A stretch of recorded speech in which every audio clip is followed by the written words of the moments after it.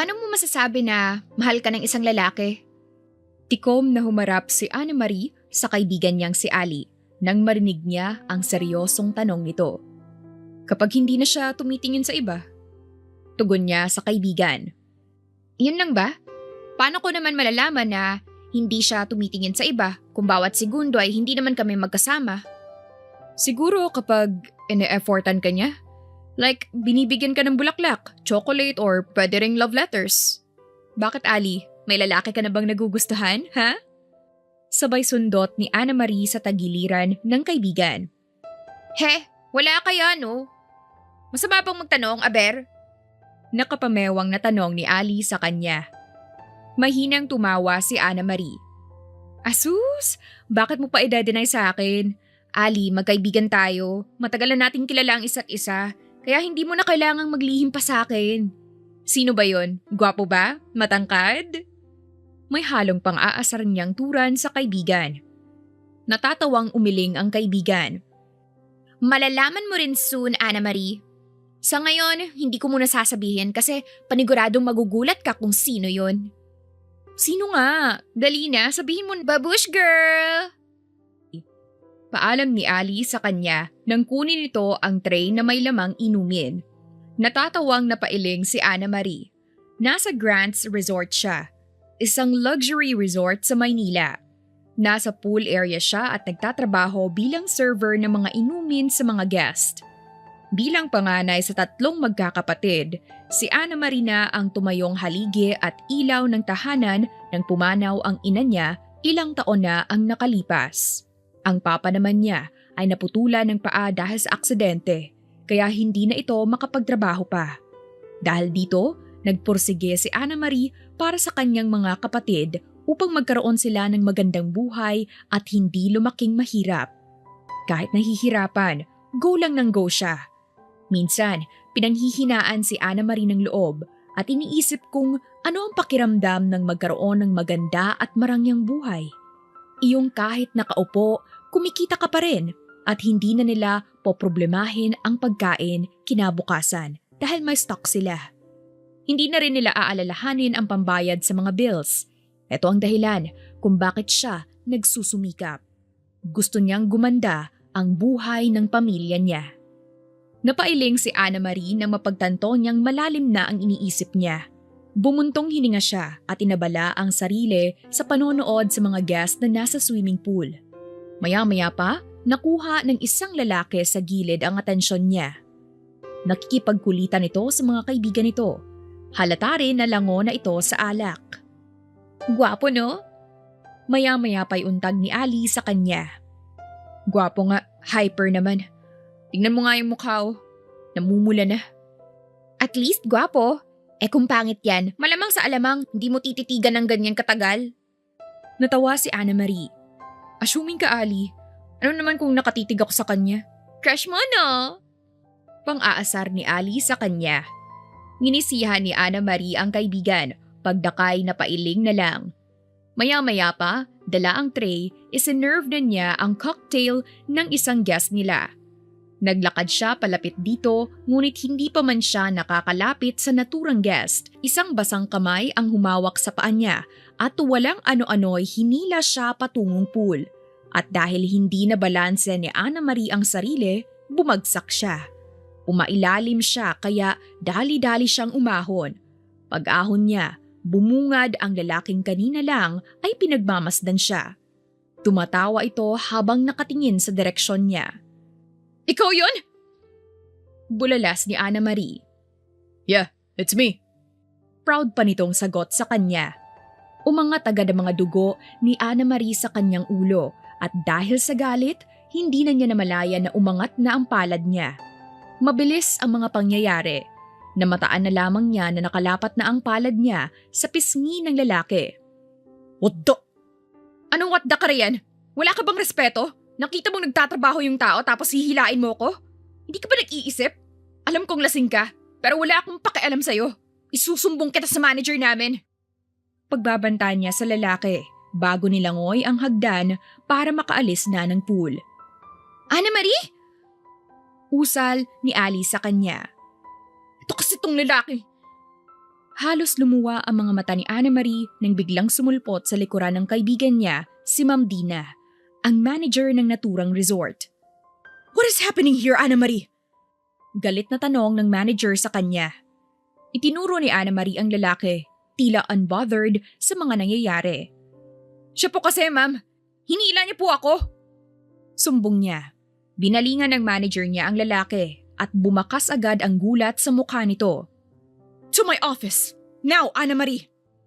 Mariing sambit ni Ma'am Dina bago ito dali-daling nagmarcha paalis. Nabahala agad si Annemarie. Gayunpaman, nanatili pa rin siyang kalmado. Sinamaan niya ng tingin ang lalaki habang nakangisi sa kanya bago tuluyang umahon sa pool sa tulong ni Ali. Katulad ng sinabi ng manager niya, sumunod nga siya rito hanggang sa makarating siya sa opisina nito. Subalit pagpasok niya pa lang, isang masamang balita ang natanggap niya. Tanggal na siya sa trabaho niya. Sinubukang magpaliwanag ni Annemarie, ngunit hindi siya nito pinakinggan. Kahit anong pagmamakaawa niya rito, wala pa ring epekto. Masakit man, wala na ring nagawa si Annemarie kundi sundin ito. Dala ang mga gamit niya, luhaan siyang lumisa ng resort. Paano na siya ngayon? Paano na ang mga kapatid niya? Puro paano na lang. Kung ano-ano ang pumapasok sa utak ni Annemarie ng sandaling iyon. Dahil sa malalim na pag-iisip, hindi na malaya ni Annemarie na may paparating na sasakyan. Sa nerbiyos, napaupo siya sa kalsada bago niyakap ang sarili. "Hoy! Magpapakamatay ka ba?" Sigaw ng isang boses ng lalaki. Dahan-dahang nagangat si Annemarie ng mukha at mula sa kotseng nasa harap niya, nakita niyang nakasilip ang isang lalaki. Pero agad siyang napamulagat nang mamukhaan ito. Maski ang lalaki, bumakas ang gulat sa mukha. Dali-dali itong bumaba at nilapitan siya. "Annemarie?" Anang lalaki. "Baldwin? Ikaw na ba yan?" Hindi makapaniwalang tanong ni Annemarie rito. "Sa loob na lang tayo ng kotse mag-usap." Tumango si Annemarie bilang tugon dito bago sila pumasok sa loob ng sasakyan. Nakaupo siya sa tabi ni Baldwin habang minamaneho nito ang sasakyan. "Di ako makapaniwala na makikita kita ulit after so many years. Muntik pa kitang mabangga, Annemarie. What is happening to you? Ayos ka lang ba?" Napayuko si Annemarie. Itinatago niya ang kalungkutan ng mga mata niya. Ayos lang naman ako, Baldwin." Si Baldwin ay kaklase nilang dalawa ni Ali. Kilala ito sa pagiging makulit noong high school sila. Pero tingnan mo ngayon, successful na. May magara ng kotse, maganda ang pananamit, may mga accessories sa katawan. Samantalang siya, eto, nananatili sa ibaba. Nahihiya siya kay Baldwin. Mali yatang sumama siya rito. "Anong ginagawa mo ngayon, Annemarie? What's your work?" Nakangiting tanong ni Baldwin sa kanya. Napalunok si Annemarie. "Server ako sa isang luxury resort." Pagsisinungaling niya sa kadahilanang wala siyang lakas ng loob na sabihin dito na wala siyang trabaho. "Oh, that's nice. Nga pala, si Ali. Nababanggit niya ba ako sa'yo?" Hindi naman. Bakit?" Kumunot ang noo ni Annemarie. "Hindi niya sinasabi sa'yo?" Natatawang tanong ni Baldwin sa kanya. "Ang alin, Baldwin?" "Na nililigawan ko siya." Anito. Sa gulat ni Annemarie, halos mahulog ang panga niya. Kung gayon, eto pala ang tinutukoy nito sa kanya. Bakit kailangang ilihim iyon ni Ali sa kanya? At hindi nito sinabi kay Baldwin na magkasama sila sa iisang trabaho. Napailing na lang si Annemarie. Sandali pa silang nag-usap ni Baldwin bago nagpababa si Annemarie sa isang tabi. Nagpasalamat siya kay Baldwin bago nilakad ang bahay nila. Napag-alaman niya na isa ng ganap na engineer si Baldwin. Bahagyang naiinggit si Annemarie dahil doon. Subalit ang estado nito ang nagpatatag sa kanyang sarili na dapat ay mas galingan niya pa para maging katulad na siya nito na matagumpay. Pagka-uwi ni Annemarie, agad niyang ibinalita sa ama ang nangyari. Ngunit sa halip na magalit, kinausap siya nito ng maayos at pinayuhan na ang mga bagay ay nangyayari ng may dahilan. Pinatatag nito ang loob niya at hindi nito ipinaramdam na pumalya siya bilang haligi at ilaw ng kanilang munting tahanan. Ate! May naghahanap sa'yo! Humahangos na saad ni Alden, ang bunsong kapatid ni Ana Marie, habang tahimik siyang naguhugas ng mga plato. Napakunot noo si Ana Marie bago tinuyo ang mga kamay niya gamit ang laylayan ng damit. Sino raw? Di ko alam, ate. Di naman siya nagpakilala sa akin. Ang sabi niya, I need to see Ana Marie. Inglesero? Nako, dapat itinaboy mo na. Gwapo naman, ate. May dala pang mga prutas. Manliligaw mo, no? Pang-aasar ni Alden sa kanya. Natatawang kinurot ni Ana Marie ang tenga ng bunsong kapatid bago dinako ang pinto. Marahas muna siyang nagpakawala ng hangin sa bibig bago binuksan iyon. Hinahanap niyo... Ikaw? Tila natuod si Ana Marie sa kinatatayuan nang bumungad sa harap niya ang lalaking may dahilan kung bakit siya nawalan ng trabaho sa resort. Finally, nakita na rin. At anong ginagawa mo rito? Nakaarkong kilay niyang tanong sa lalaki. I came because... Wala akong panahon para makipag-usap sa'yo. Nang dahil sa'yo, nawalan ako ng trabaho. Bulyaw niya pa sa lalaki bago sinaraduhan ang pinto. Pero hindi pa man niya iyon nasasaraduhan, pinigilan iyon ng lalaki sa pamamagitan ng paglapat ng palad nito sa pinto.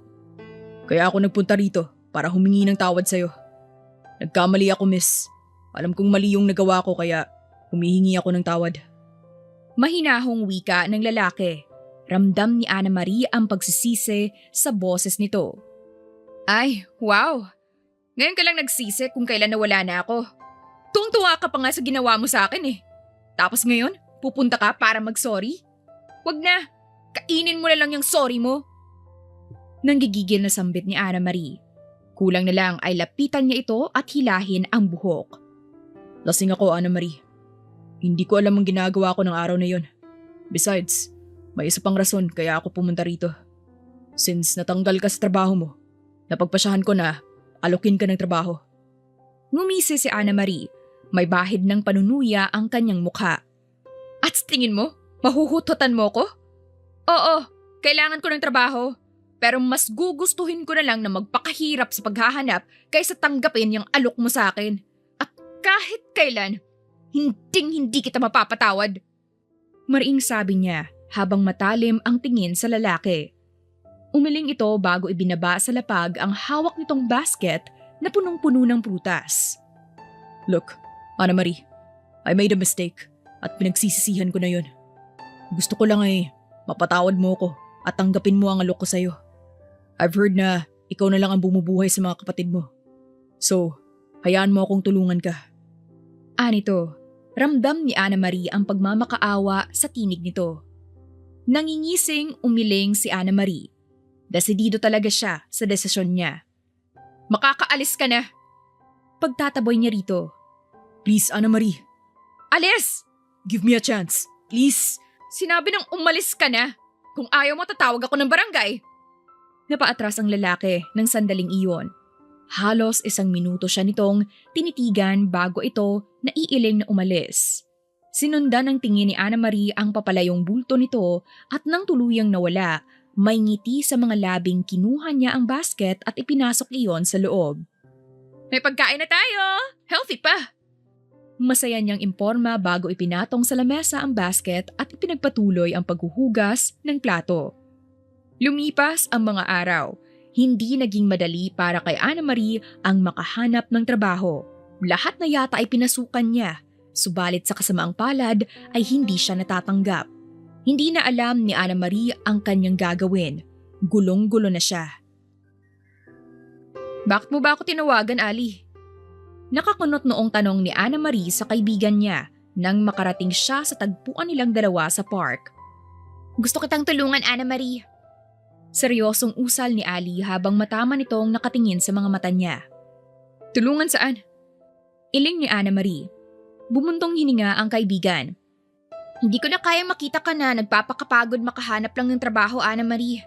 Hindi naman sa pag-aano ha, pero naaawa na ako sa'yo. Umuutang ka pa para lang sa pamasahe mo. May kakilala ako, naghahanap ng janitor sa isang kumpanya. Kung gusto mong pasukan yon, sabihin mo lang. Kilala mo ako, Ali. Grasya yan sa akin. Janitress lang ba? Sige, payag ako.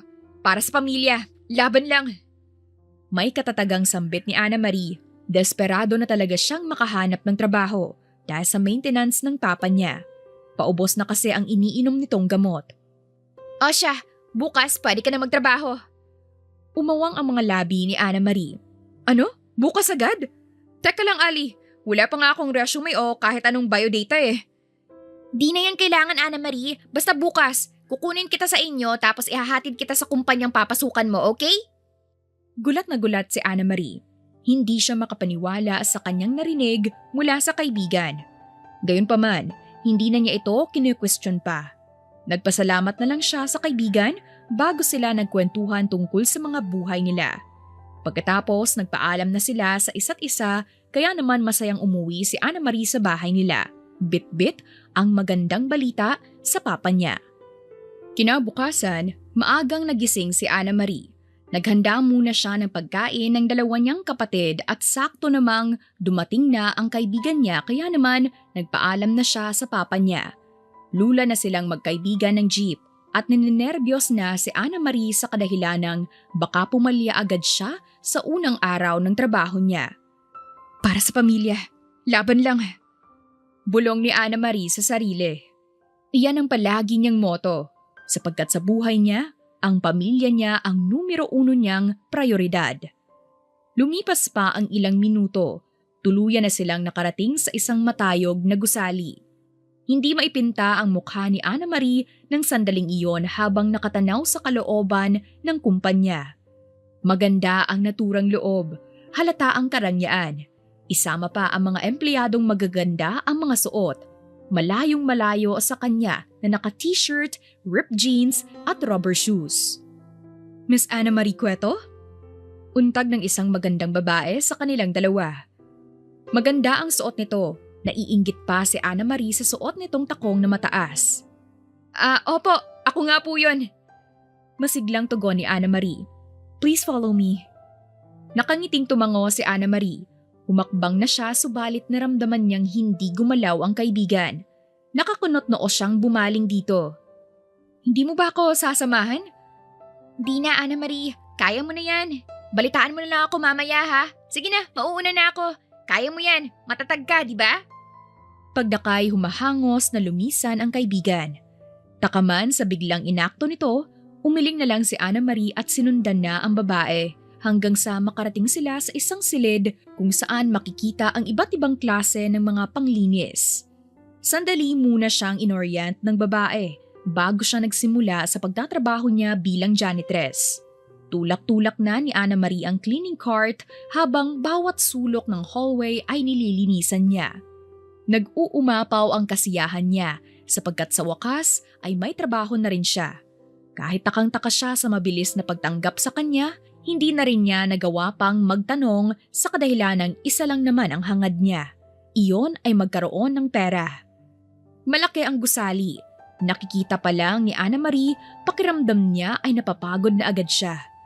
Nagpatuloy lang siya sa paglilinis nang biglang bumangga ang itinutulak niyang cart sa isang babae. Nanlaki ang mga mata ni Ana Marie at bahagyang nakaramdam ng takot nang makita ang hindi magandang ekspresyon ng babae. What the heck? Tumitingin ka ba? Ang tang-tang mo naman, no? Bulala sa kanya ng babae. Kulang na lang ay kutsain nito ang kaluluwa niya sa sama ng tingin nito. Pasensya na po, hindi ko ho sinasadya. Hinging paumanhin ni Ana Marie at nang akmang lalapitan na niya ang babae, bigla itong umatras at umaktong diring-diri. Huwag mo nga akong lalapitan. Mahawa pa ako sa kabahuan mo. Sa susunod, tumingin ka sa daanan. Kung ayaw mong ako pa mismo ang dumukot dyan sa mata mo. Stupid! Ira pa ng babae bago ito naglakad palayo. Napabusangot si Ana Marie. Madapa ka sana. Iritadong bulong niya bago nagpatuloy sa pagtulak ng cart niya. Hindi pa man lumilipas ang 1 minuto, sunod-sunod na hiyaw ang biglang umalingaw-ngaw sa kinaroroonan niya. Nang balingan niya ang babae, nakabulagta na ito sa lapag habang sapo ang tuhod na mukhang napuruhan.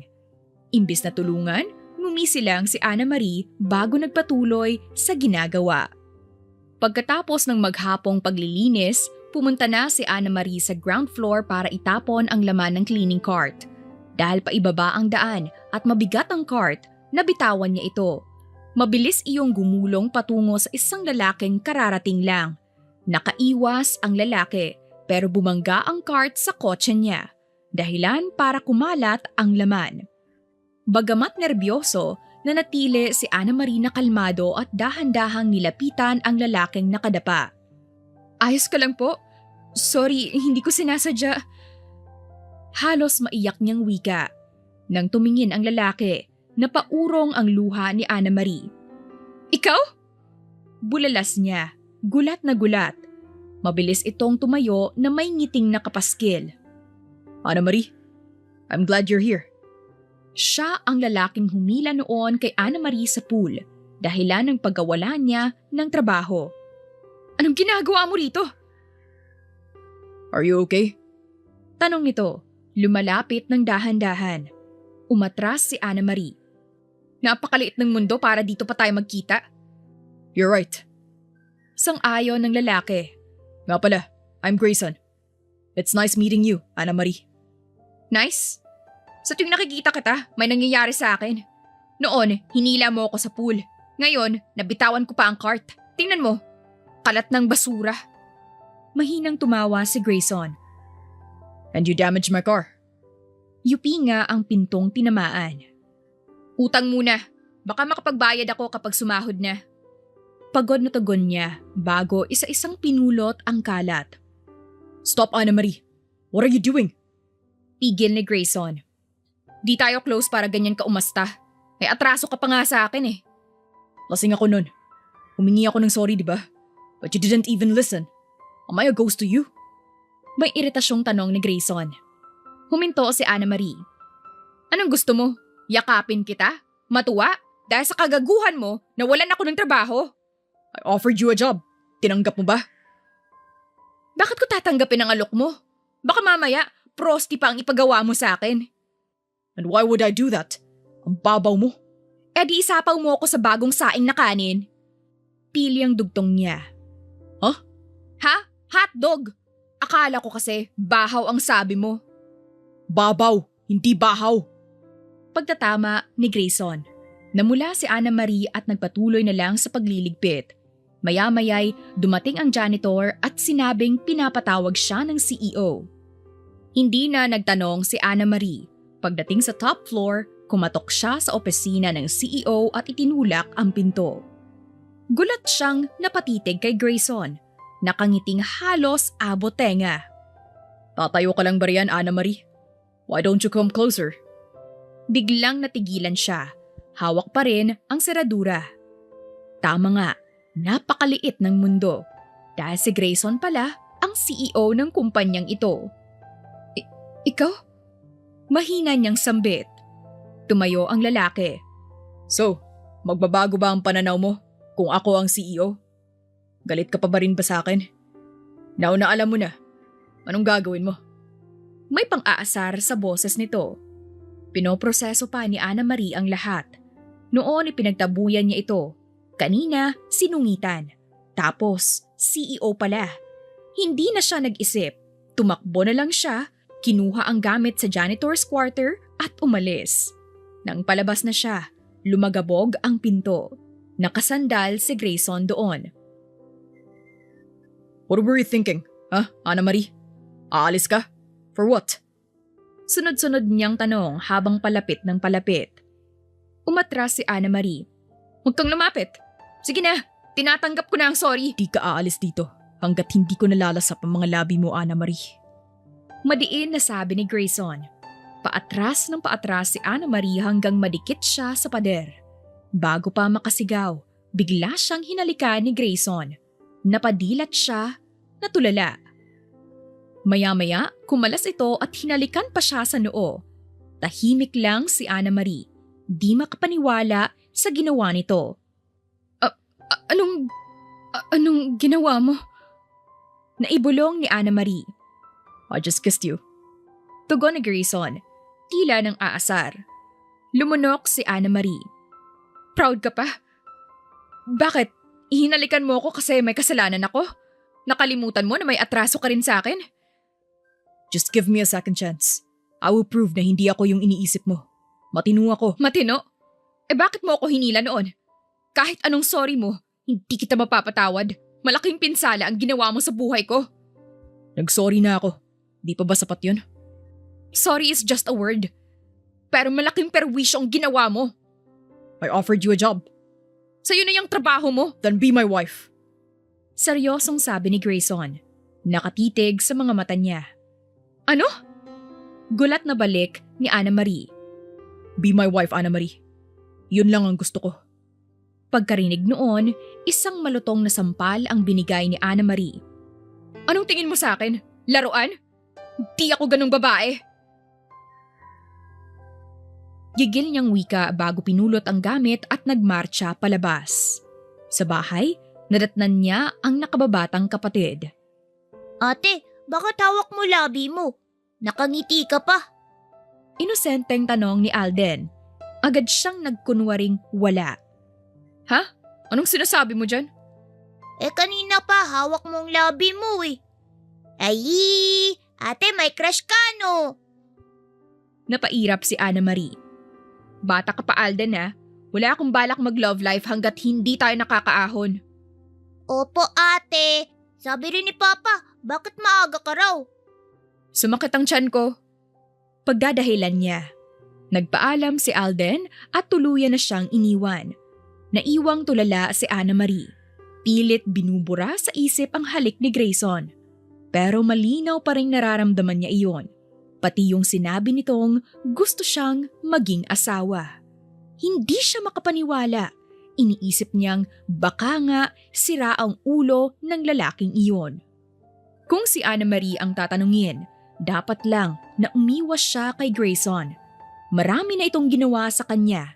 Hinila, hinalikan at ipinaramdam nito sa kanya na mababa lang ang halaga niya bilang isang babae. Pero para kay Ana Marie, hindi dapat siya nagpapa-apekto rito. Pumasok pa rin siya sa kumpanya ng loko bilang janitress at iisipin na lang niyang multo ito sa kanya. Payag ka na bang maging asawa ko? Maya-maya pa'y biglang salubong ni Grayson sa kanya habang tulak-tulak niya ang cleaning cart niya. Pero imbis na pansinin, dire-diretso lang si Ana Marie sa paglalakad. Inisip niyang wala si Grayson. Ngunit pagkaraan ng ilang segundo, biglang hinarang ni Grayson ang paa nito sa gulong ng cart kaya huminto iyon. Subalit kasabay naman iyon ay ang mahina nitong pagdaing. Anong ginagawa mo? Gulat niyang tanong dito. Gusto mo palang masaktan ako para makuha ko ang atensyon mo. Iniiwasan mo ba ako, Ana Marie? Nire-respeto kita bilang CEO ng kumpanyang to. At isa pa, nasa itaas ka, samantalang ako'y nasa ibaba lang. Anong laban ko sa'yo, di ba? Wala tayong karapatan mag-usap. So what kung nasa itaas ako? Magbabago ba ang pananaw ko sa'yo kung nasa itaas ako at nasa ibaba ka? Magkaiba man ang level ng posisyon natin sa kumpanyang ito. Pero ang pagmamahal ko sa'yo, walang makakapantay kahit na sino. So please, Ana Marie, tanggapin mo na ang alokong maging asawa kita. Yun lang ang gusto ko. Huwag mo na akong mahalin, Sir Grayson. Yung babaeng ka-level mo na lang ang mahalin mo. Hindi ako na forever na yatang nasa lusak kung hindi ako magpupursiging magtrabaho para sa pamilya ko. Walang emosyong wika ni Ana Marie bago nagpatuloy sa pagtulak ng cart. Huwag mo kong iwasan, Ana Marie. Habol pa ni Grayson sa kanya. Hindi ko na kailangang maghanap pa ng ibang babae. Dahil nahanap ko ng babaeng para sa akin. At ikaw yon, Ana Marie. Since that day, alam kong ikaw na ang babaeng matagal ko nang gustong makasama sa buong buhay ko.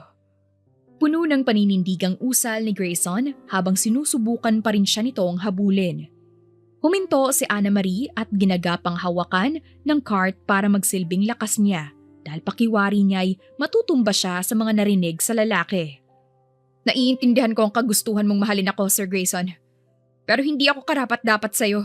Kaya maghanap ka na lang ng babaeng mahal ka at maibibigay ang pangangailangan mo bilang lalaki.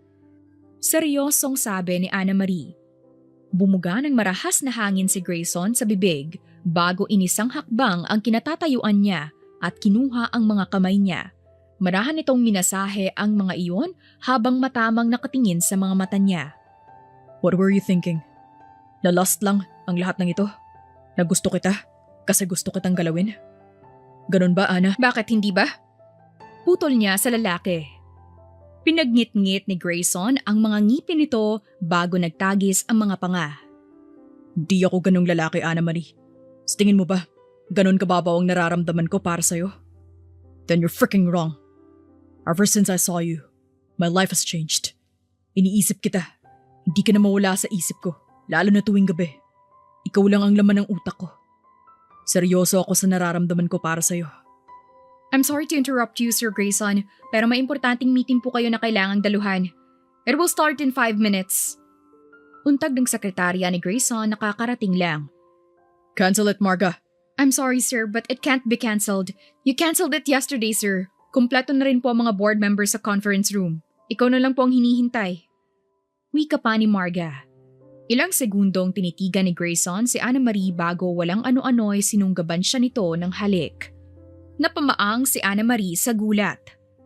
I'll come back for you, Anna Marie. Mariing sambit ni Grayson bago ito tuluyang lumisan. Sumunod naman dito ang sekretarya nitong takang-taka sa ginawa ng amo. Pakiramdam ni Anna Marie ay malalagutan siya ng hininga dahil sa ginawa ng loko. Ano bang pumapasok sa utak nito para gawin ang ganoong bagay? Alam ba nitong masama iyon? O sadyang sira lang talaga ang ulo nito? Bago pa man sumabog ang ulo niya, ipinagpatuloy niya ang pagtatrabaho niya hanggang sa sumapit ang kinagabihan. Nag-aayos na si Anna Marie at mag-isa siya sa loob nang marinig niyang bumukas ang pinto.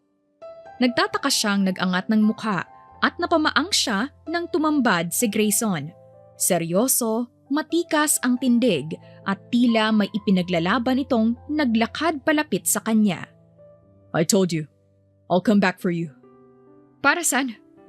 Para ipilit ang kagustuhan mong maging asawa mo ko? Ayoko na ng drama, Sir Grayson. Trabaho po ang ipinunta ko rito, hindi ang ganito. Ganoon na lang ba yon, Anna Marie? Tumalim ang boses nito. Napalunok si Anna Marie at kinuwestiyon na naman ang sarili.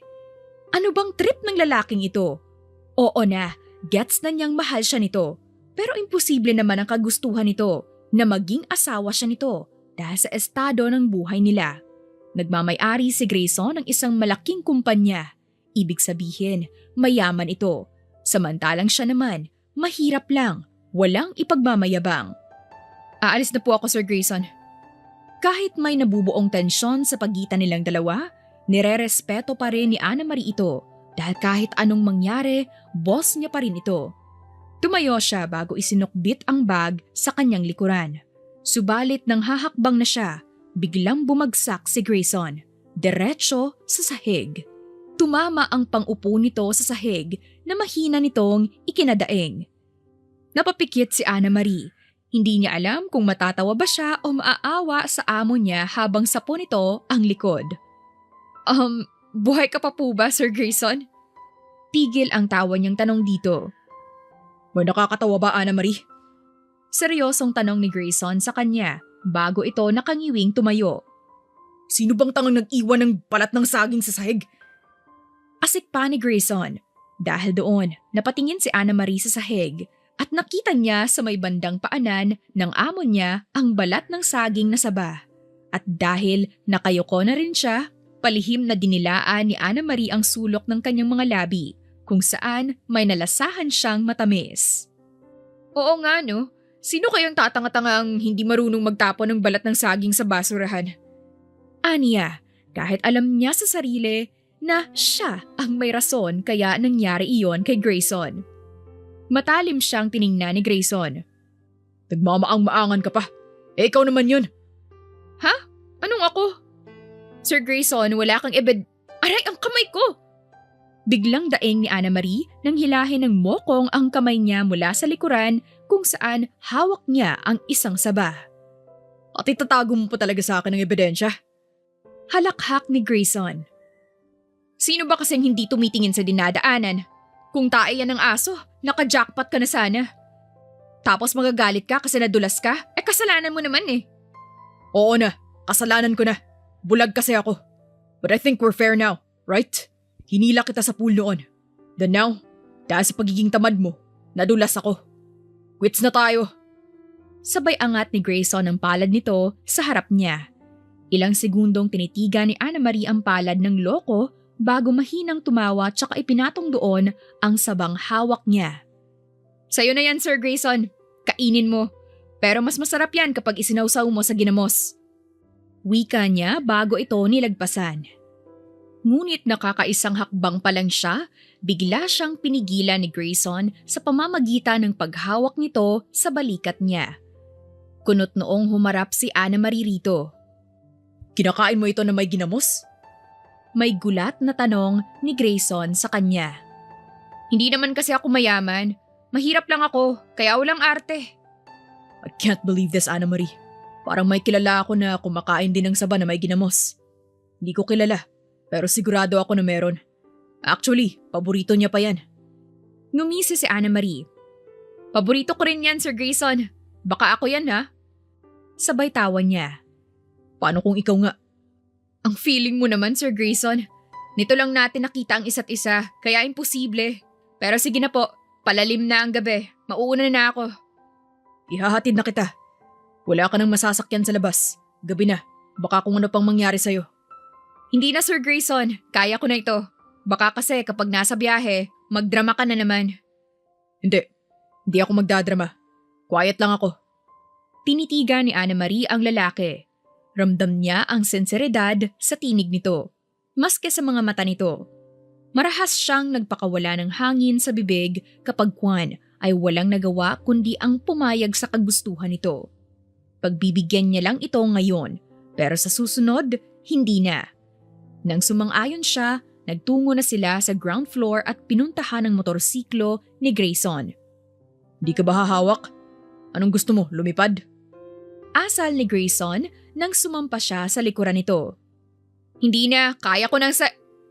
Biglang pinaandar ni Grayson ang motorsiklo kaya napamura siya nang wala sa oras. Mabuti at naalerto agad siya dahil kung hindi, bumagsak na siya sa lapag. Mahigpit siyang nakayakap sa maskuladong katawan nito habang pinaharurot nito niyon pauwi sa kanila. Yan ang gusto ko. Wika ni Grayson na kahit hindi niya kita ang mukha nito, alam niyang nakangisi na ito. Umismid naman si Ana Marie at hindi na pinansin si Grayson. Nang makarating, dali-dali siyang bumaba sa motorsiklo nito. Nagpasalamat siya rito kapag Juan ay ura-uradang pumasok sa kanilang munting bahay. Nang maisarado niya ang pinto, nasapon niya ang dibdib niya at hindi na malayan na malapad na siyang nakangiti. Ate?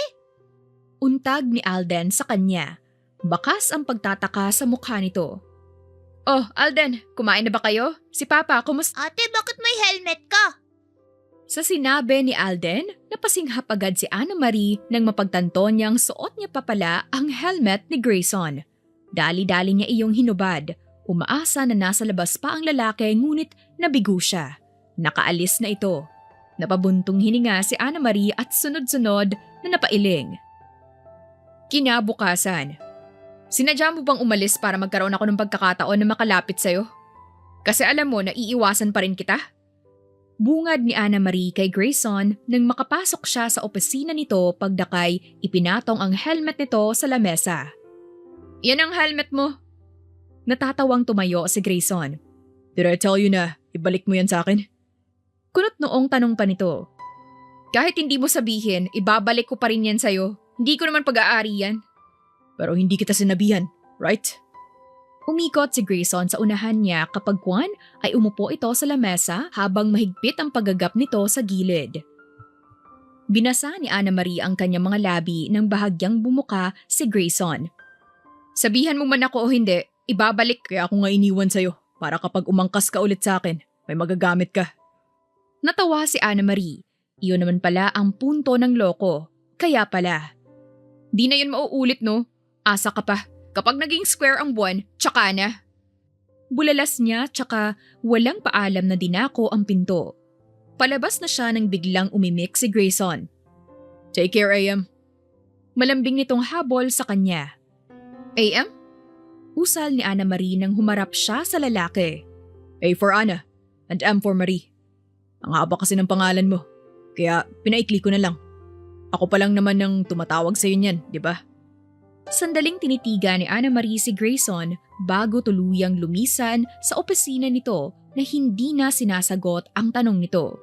Sa katunayan, may kakaiba siyang nararamdaman nang marinig iyon sa lalaki. Hindi niya alam, pakiramdam niya ay halo-halo iyon. May parang gustong kumawala sa tiyan niya. Nagiinit din ang magkabila niyang pisngi at ang puso niya'y bahagyang kumakabog. Napailing siya. Hindi na niya iyon pinansin pa at inabala ang sarili sa pagtatrabaho. At nang matapos ang maghapong pakikibaka, bumaba na si Ana Marie sa ground floor upang itapon ang basura. Sakay na siya ng elevator ngayon dahil maayos na iyon, hindi katulad noon na sira. Pagkabukas ng elevator, dali-dali niyang dinako ang basurahan ngunit halos tumambling siya nang bumusina ang kotseng paparating. Segundo lang ang lumipas. Bumukas ang pinto ng kotse at lumabas ang isang pamilyar na babae. Hindi siya maaaring magkamali. Ito ay yung babaeng nabangga niya noong nakaraan. You? I knew it. Ikaw yun.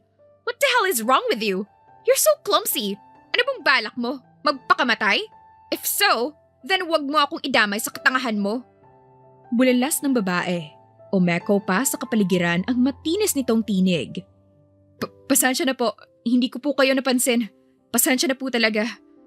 Ano magagawa ng pasensya mo, bitch? You're wasting my time.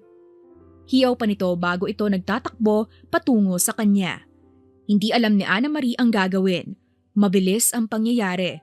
Nang makalapit ang babae sa kanya, ilang sampal ang natanggap niya mula rito bago walang ano-ano'y sinubukan nitong ingudngod ang mukha niya sa cart na punong-puno ng basura. Pagkaraan ng ilang segundo, biglang bumagsak ang babae sa lapag. Kapag kuwan ay naramdaman ni Ana Marie ang pagpulupot ng isang braso sa bewang niya. Nang tingnan niya iyon, halos mahulog ang mga mata niya nang makita si Grayson. Bakit mo sinasaktan si AM? Bakit? Nang gagalaiting tanong ni Grayson sa babaeng gulat ang mukha. Did you push me, Grayson? Mas pinili mo ang janitress na yan over me? Na ilang taon mo nang kilala? My gosh, Grayson! Saad ng babae bago ito dahan-dahang tumayo. I pushed you because you're hurting her, Steffi. Anong gusto mong gawin ko? Hayaan siya habang sinasaktan mo? I hurt her because that woman is so... Kahit na. Umikot man ang mundo, sinaktan mo pa rin siya. There's no need to hurt her, Steffi. Bakit mo pa pinoprotektahan ng babaeng yan? Sino ba siya sa buhay mo, ha? Bakit sobrang importante niya sa'yo?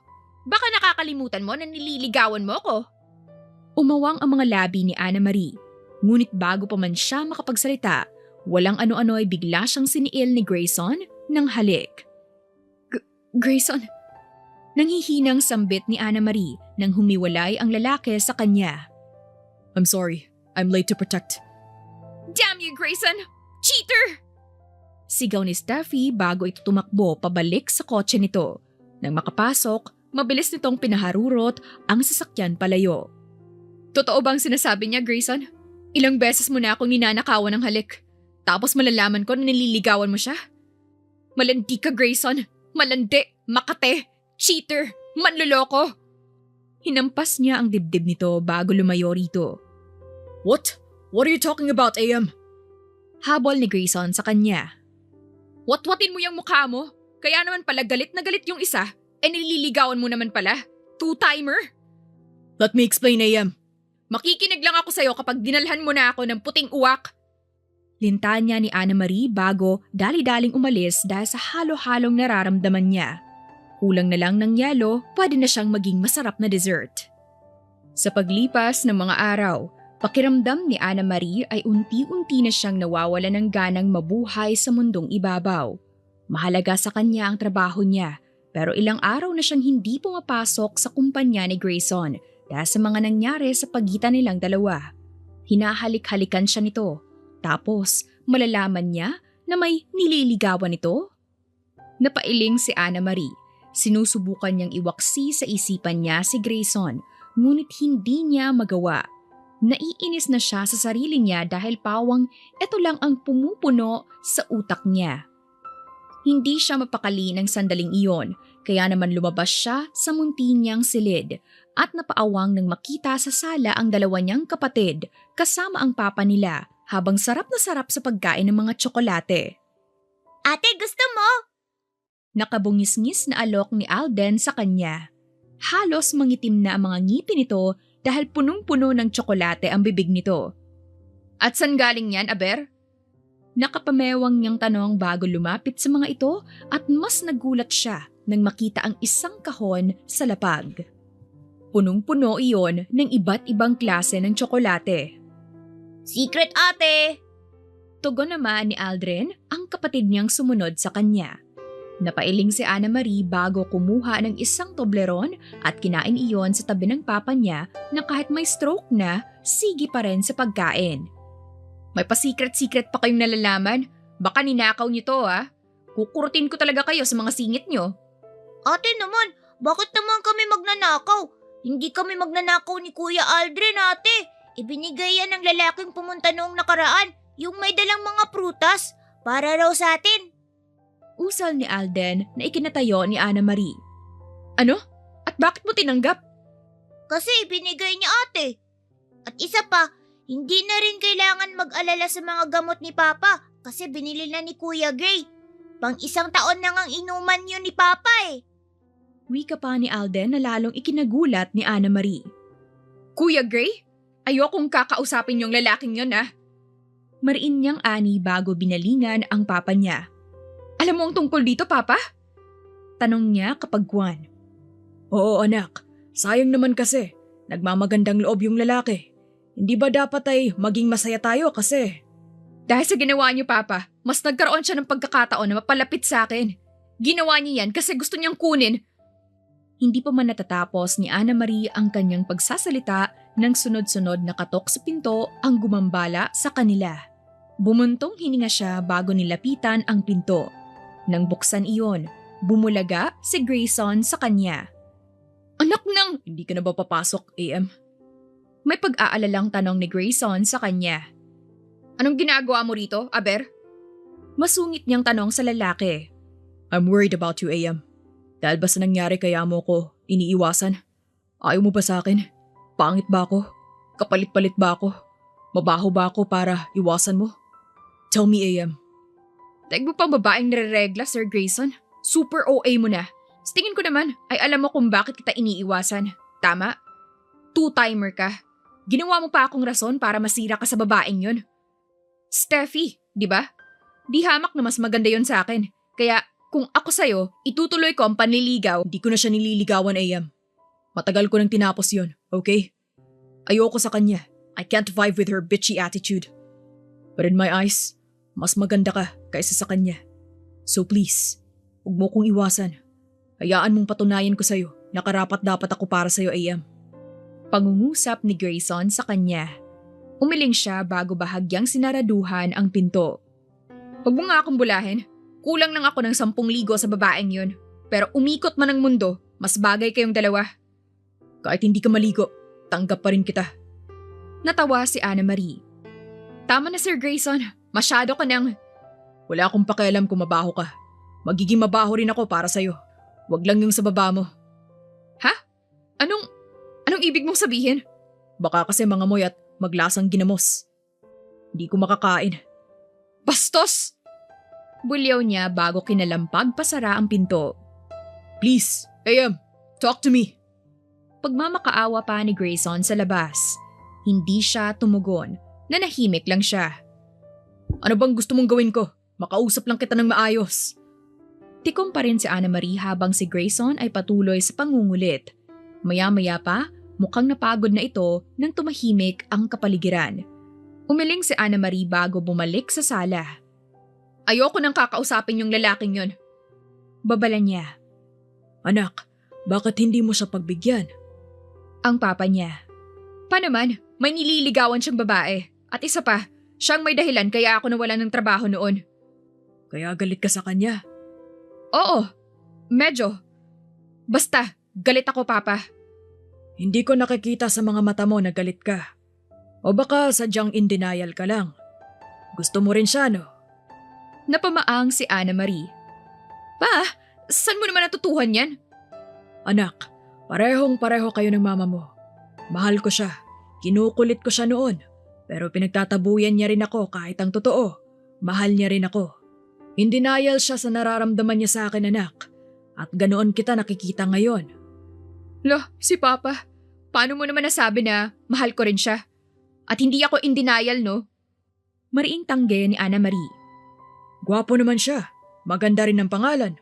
Yung Grayson. Parang pamilyar sa akin. Ayaw mo ba sa kanya? O baka sadyang nagpapakipot ka lang? Tingnan mo nga yung pisngi mo, namumula. Mabilis na tinakluban ni Ana Marie ang magkabila niyang pisngi. Ilang segundo niyang tinitigan ang papa niya bago kumaripas ng takbo pabalik sa silid niya. Nang makapasok, tumalon siya sa papag niya at kwinestyon ang sarili. In denial nga ba talaga siya? Mali. Hindi. Galit siya kay Grayson. Iyon ang alam niya. Mali ang papa niya. Hindi siya nagpapakipot dahil wala namang katotohanan ang sinabi nito na mahal niya ang lalaking iyon. Mabilis na lumipas ang araw. Nagpatuloy si Grayson sa pangungulit sa kanya. Hindi niya ito pinapansin. Sa tuwing pumupunta ito, palagi niya itong binabalewala. Minsan, ipinagtatabuyan na niya ito kahit ramdam niya ang dedikasyon nitong makuha ang loob niya. Minsan nga, siya na ang naaawa sa pangungulit nito. Bakit pa ito nagpapakapagod kung wala naman itong pag-asa sa kanya? Ate! Si Kuya Grayson nasa labas! Humahangos na sambit ni Alden habang nagtitiklop siya ng mga nilabhan niya. Na naman? Di ba siya napapagod kakabalik-balik dito? Iling ni Ana Marie bago bumaba sa papag niya. Napagpasyahan niya na kausapin ito sa pagkakataong ito. Ito na rin ang magsisilbing huling interaksyon nilang dalawa. Bumuntong hininga si Ana Marie bago binuksan ang pinto kung saan bumungad si Grayson sa kanya. Pero halos mahulog ang panga ni Ana Marie nang makitang may hawak itong kulungan at mula sa loob may makikitang puting ibon. Ano yan, Sir Grayson? Naguguluhang tanong ni Ana Marie rito. Puting uwak. Di ba't sinabi mo sa akin na makikinig ka sa akin kapag dinalhan kita ng puting uwak? So, pwede na ako magpaliwanag? Pakikinggan mo na ba ako? May desperasyon ang tinig ni Grayson ng sandaling iyon. Habang si Ana Marie naman ay pigil ang matawa dahil hindi niya inaasahan na susundin talaga siya nito. Nang tingnan niya pa ang ibon sa loob, alam niyang uwak iyon. Teka, paanong? Gumastos ako ng malaki para riyan, AM. Pero wala akong pakialam sa nagastos ko. Basta't makausap lang kita. Albino yan, AM. That's rare. Out of 100,000, isa lang dyan ang puting uwak. Paliwanag pa ng loko. Talagang sineryoso mo? Natatawan niyang tanong dito. Kapag seryoso ako sa pag-ibig, handa akong gawin ang lahat. So, pakikinggan mo na ba ako? Bumuntong hininga si Ana Marie.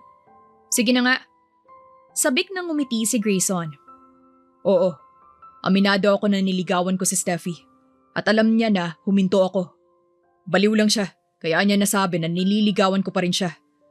Pero ang totoo, AM, matagal ko na yung tinapos dahil nakita kong nakikipaghalikan siya sa ibang lalaki. Talaga? Sambit ni Ana Marie. Yeah, that's what happened. Believe me, AM. Okay. Okay? Kumunot ang noo ni Grayson. Okay na yan, nagpaliwanag ka na. Makakaalis ka na. What? After what I did? Ganun na lang yon, AM? Pinakinggan na kita, di ba? Anong gusto mong gawin ko? Halikan ka? Oo, gusto ko ng halik mo. Gusto ko ulit matikman yung mga labi mo. In your dreams. Madiing bulalas ni Ana Marie bago sinaraduhan ang pinto na siya namang kinalampag ni Grayson mula sa labas. Don't do this to me, AM! Open the door! Please! Pagmamakaawa pa ni Grayson sa labas. Napangiti si Ana Marie. Hindi niya inaasahan na ganoon ang epekto ng nararamdaman ni Grayson sa kanya.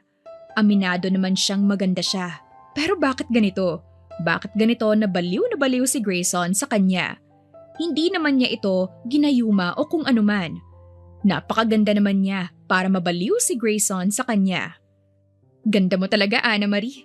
10,000 lang, kasing kinis mo na si Steffi. Sambit niya sa sarili bago tuluyang iniwan si Grayson na parang bata kung magmakaawa sa kanya. Anak, hindi ka ba naaawa sa kanya? Seryosong tanong ng papa niya sa kanya habang abala silang kumakain ng tanghalian. Bumuntong hininga si Ana Marie. Naaawa. Tugon niya. Naaawa ka naman pala. Bakit hindi mo man lang siya kinakausap ng maayos? Kung hindi ka interesado sa kanya, sabihin mo. Ilang araw na siyang pabalik-balik dito. Kinukulit ka na. Pa naman, hindi ko pa kasi. Pakipot ka lang eh. Sabi na nga ba eh, in denial ka lang. Papa naman, hindi no. Hindi ako in. Hindi pa naman natatapos ni Ana Marie sa pagsasalita nang biglang may tumugtog sa labas ng bahay nila. Dali-daling tumakbo sina Alden at Aldrin patungo sa bintana at sumilip mula roon. At malalapad ang ngiti ng mga ito nang bumaling sa kanilang mag-ama. Gitara ang kasalukuyang tumutugtog at maya-maya pa may kumanta na. Kahit maputi na ang buhok ko. Iyan ang kinakanta nito. Napahinto si Ana Marie. Hindi siya makagalaw habang nakikinig sa kumakanta. May biglang sumariwa sa alaala niya. Alaalang matagal nang bumaon sa limot at ngayon lang muli lumitaw. Habang patuloy itong kumakanta, unti-unting namalisbis sa mga mata ni Ana Marie ang luha. Tumayo siya sa kinauupuan at nilapitan ang mga kapatid sa bintana. Pagsilip niya, bumungad si Grayson sa kanya. Eto ang kumakanta habang hawak nito ang gitara. Anak, eto na ang pagkakataon para sabihin mo ang nararamdaman mo para sa kanya. Tingnan mo siya. Talagang mahal ka niya. Tingin mo ba, gagawin ng isang lalaki yan kung hindi niya mahal ang babae? Ang papa niya na bigla na lang sumulpot sa likuran niya. Itinulak na pala ni Aldrin ang wheelchair nito. Pa, may naalala ako sa kantang yan. Emosyonal na wika ni Ana Marie. Alaala ng ano anak? Na huminto na si Grayson sa pagkanta bago malapad ang ngiting lumapit sa kanya. Palagi kong kinakanta ang kantang to sa babaeng mahal ko, AM. Lagpas 20 years na yata yon. Sadly, hindi ko na siya ulit nakita pa. Hindi ko na maalala ang mukha niya. Pero para sa akin, maganda siya. At alam mo, sa tuwing kumakanta ako sa harap niya, nakatitig lang siya sa akin. Dahil doon, mas lalo akong nahulog. Abo!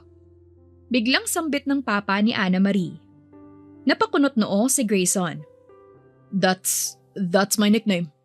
Paano niyo po nalaman ng palayaw? Ikaw nga si Abo! Sabi ko na nga ba eh, ikaw yun! Ang alin pa? Iling ni Ana Marie. Siya si Abo anak, ang dati mong kalaro. Minsan ko na kayong nakita sa likod ng dati nating bahay. Palaging kinakanta ni Abo iyan sa iyo, anak. Bumagsak ang panga ni Ana Marie. Maski si Grayson, hindi rin makapaniwala. Ikaw? Ikaw yun, Grayson? Ang kababata ko na bigla na lang umalis na hindi nagpapaalam sa akin? Mas lalong naging emosyonal si Ana Marie. Ikaw yun, AM? Pabalik naman itong tanong sa kanya. Umiling si Ana Marie at dali-daling lumabas sa bahay nila tsaka nilapitan si Grayson. Kinuha niya ang kamay nito at tiningnan ang kamao nito at ganoon na lang ang gulat ni Ana Marie nang makita ang isang peklat doon. Ibig sabihin, eto nga si Abo, ang kalaro niya noon na bigla na lang siyang iniwan. Ikaw nga si Abo! Ikaw nga si Abo! Hindi makapaniwalang sambit ni Ana Marie. Napamura si Grayson bago walang ano-ano'y niyakap ng mahigpit si Ana Marie. Imbes na itulak, hinayaan lang ito ni Ana Marie. Natagpuan niya ang sarili na umiiyak sa balikat nito. Makalipas ang ilang minutong magkayakap sila, humiwalay si Grayson sa kanya bago siya siniil ng halik sa kanyang mga labi. Kuya Aldrin, bakit ka nakatingin? Close your eyes! Makulit na sambit ni Alden. Natawa si Ana Marie bago humiwalay kay Grayson na wala na yatang balak humiwalay sa kanya. Nakangiti niyang sinapo ang magkabila nitong pisngi at pinakatitigan ang maamo nitong mukha. AM, Mahal din kita, abo. Mahal na mahal din kita. Umawang ang bibig ni Grayson. mahal mo rin ako? Hindi makapaniwala nitong tanong. Oo, abo. Mahal din kita. Pasensya na kung ipinagtatabuyan kita. Aminado ako na naging matigas ako. Pero ngayon, hindi ko na gagawin yon. Kasi mahal na rin kita. Sinasabi ko na nga ba eh. In denial ka lang. Ikinakaila mo pa sa akin. Tapos mahal mo rin pala. Pakipot ang anak ko. Pa naman! Suway niya sa papa niya. Natawa ito. Maya-maya pa, sandali muna silang nagpaalam para makausap ng matiwasay ang isa't isa. Ngayong sila na lang dalawa, muli siyang siniil ng halik ni Grayson. Biruin mo, after few years, magkikita ulit tayo. Kaya pala kakaiba ng nararamdaman ko sa'yo noon. Kasi dati ka na palang itinitibok ng puso ko. And I'm sorry kung bigla akong nawala. Hindi kasi naging okay si mom at dad noon. Kaya sinama ako ni mom sa Amerika. Ang batang maagang namulat. Natatawang sambit ni Ana Marie. Naiintindihan kita, abo. Pero sino kaya yung batang bumaligtad dahil tumayo sa duyan? Tumatawa pa niyang aniya. Ikaw nga uhugin eh. Sabay tawa ni Grayson. Uhugin na nga, kinakain pa ang sipon. Sino kaya yung nadulas tapos bumagsak ang mukha sa tae ng kalabaw? Bawi naman ni Ana Marie. Ikaw yun, di ba? Ako? Ikaw kaya? Ikaw, ang clumsy mo kaya nun. Palagi kang nadadapa, kaya palagi akong nasa tabi mo. Hinahalikan ko nga yung mga sugat mo kasi sabi mo, nawawala ang sakit. Para sa batang ako, stay ka na lang dyan. Halakhak ni Ana Marie. Alam niyang talo siya kay Grayson. Ang saya ko ngayon, AM. Usal ni Grayson nang hawakan nito ang kamay niya. Kung hindi pa natin malalaman na magkababata tayo, hindi pa tayo aabot sa ganito. I'm so happy. Dahil sa wakas, nakuha ko na rin ang puso mo. Pangako, hindi kita sasaktan. I will love you forever, AM. Ikaw lang ang tanging mamahalin ko. Wala nang iba. Ngumiti si Ana Marie bago isinandal ang ulo sa balikat ni Grayson. Hindi rin ako makapaniwala dahil umabot tayo sa ganitong punto, abo. Naging matigas ako sa'yo. Pinahirapan kita. Nag-effort ka sa akin. Tapos, anong matatanggap mo? Ang pagsasarado ko ng pinto? Tumawa si Ana Marie. Sa totoo lang, matagal na akong may nararamdaman sa'yo. Indinaya lang ako kasi hindi pa ako sigurado sa nararamdaman ko para sa'yo. Pero isa lang ang malinaw sa akin ngayon, abo. Mahal kita. At ikaw lang ang gusto ko. Napangiti si Grayson habang hinahaplos ang buhok niya. Alam mo ba kung gaano ko katagal hinintay na marinig sa'yo na mahal mo rin ako? Mahina itong natawa bago nagpatuloy. Pakiramdam ko, ilang daang taon na kong naghintay. Kasi sobrang saya ko ngayon na nalaman kong mahal mo rin ako. Kahit ilang beses mo kong itinulak palayo, ipinagtabuyan at ipinaramdam na wala na akong pag-asa, di pa rin ako sumuko. Naging makulit ako, AM. Pero alam ko sa sarili ko na simula pa lang, ikaw na ang gusto ko. Ikaw lang, AM. Inabot nito ang kamay niya bago marahang pinisil iyon. Aaminin ko, napagod ako, oo. Pero alam mo, everything is worth it nang malaman ko sa'yo na mahal mo rin ako. Wala akong ibang hangad, AM, kundi ang makuha ang tiwala mo sa akin. And now na nasa punto na tayong ito, wala akong ibang kahilingan kundi ang makasama ka habang buhay. Sapat na yun sa akin, AM. Puno ng pagmamahal na lintanya ni Grayson. Nang sandaling iyon, mas naramdaman ni Ana Marie ang malalim nitong pagmamahal sa kanya. Nagkamali siya ng pagkakilala rito. Ibang-iba pala si Grayson sa inaakala niya. Mariing lumunok si Ana Marie bago tumingala kay Grayson. Pasensya na. Nagkamali ako ng pagkakakilala sa'yo, abo. Kung noon pa lang ay alam kong ikaw pala si abo, hindi kita tatratuhin kung paano kita trinato ngayon. Labis akong nagsisisi. Don't. Naiintindihan kita. Hindi mo kailangang magsisi. Actually, dapat nga maging masaya tayo ngayon kasi after everything, maayos na tayo, di ba? Besides, I'm so thankful dahil tinanggap mo ang alok ni Ali. Mabilis na napahiwalay si Anna Marie kay Grayson. Anong ibig mong sabihin? Naiiling niyang tanong. Pinakiusapan ko si Ali na ipasok ka sa kumpanya ko. Kasi kung ako ang magsasabi, alam kong hindi mo yun tatanggapin. Kung hindi mo tinanggap ang alok ni Ali, baka wala na tayo rito ngayon. Ginawa ko yun para mas magkalapit tayo. I'm sorry, AM. Paliwanag ni Grayson sa kanya. Natatawang napailing si Anna Marie.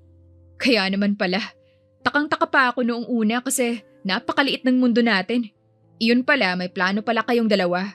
Makukurot ko talaga sa singit ang babaeng yun. At ako rin ang may-ari ng resort na pinagtatrabahuan mo. Pumunta ako rito para kausapin ka. Gusto ko kasing bumalik ka. I didn't know na tinanggal ka na pala ni Dina. Gulat na gulat si Anna Marie. Ang dami niyang nalaman ngayon. Matagal na pala tayong pinagtagpo ng tadhana. Natatawang usal ni Anna Marie. Natatawang umiling si Grayson bago nito siniil ng halik ang labi niya bago siya niyakap ng mahigpit. I love you, AM. Bulong ni Grayson. Ngumiti si Anna Marie. I love you too, Abo. At pagkatapos ng tagpong iyon, sinimulan na nila ang walang hanggan nilang pagmamahalan sa isa't isa. Makalipas ang ilang buwan. Ako, si Grayson, tinatanggap ka, Anna Marie, bilang aking asawa. Mula sa araw na ito, ikaw ay aking aariin at aalagaan sa hirap at ginhawa, sa yaman at kahirapan, sa sakit at kalusugan. Iibigin at pahahalagahan kita hanggang sa tayo'y paghiwalayin ng kamatayan. Ayon sa banal na batas ng Diyos, sa harap ng Diyos, ginagawa ko ang pangakong ito. Panata ni Grayson. Hindi inaasahan ni Anna Marie na dadating sila sa ganitong punto ni Grayson. Sa ilang buwang pagsasama, walang araw na hindi nila ipinaramdam ang pagmamahal nila sa bawat isa. Araw-araw, inihahayag ni Grayson sa kanya ang pagmamahal nito hanggang sa dumating na sila sa puntong ito na nasa loob na sila ng simbahan, nagpapalitan ng vows. Masayang masaya si Anna Marie. Nakangiti lang siya habang idinadaos ang kasal nilang dalawa ng lalaking mahal niya. Sa tanang buhay niya, hindi niya inaasahan na mangyayari ito. Iniisip niya na panaginip lang ang lahat. Pero kung panaginip nga ito, mas gugustuhin niyang hindi na lang magising. Lumipas pa ang mga oras. Opisyal nang idineklara ng pari na mag-asawa na silang dalawa. You may now kiss the bride. Malapad nang ngumiti si Grayson bago nito dahan-dahang inangat ang belo sa mukha niya. Naluluha ito ng sandaling iyon. Huwag kang iiyak. Sayang ang makeup. Biro pa ng loko sa kanya. Wow, bakit ka kasi nag-hire ng professional makeup artist? Pwede namang si Ali na lang ang mag-makeup sa akin. Sira. Minsan lang tumahal. Napabuga ng hangin sa bibig si Anna Marie at bago pa man siya tuluyang makapagsalita, siniil na agad siya ni Grayson ng halik. Halik na nagsisimbolo ng kanilang walang hangganang pagsasama bilang legal na mag-asawa. Wakas.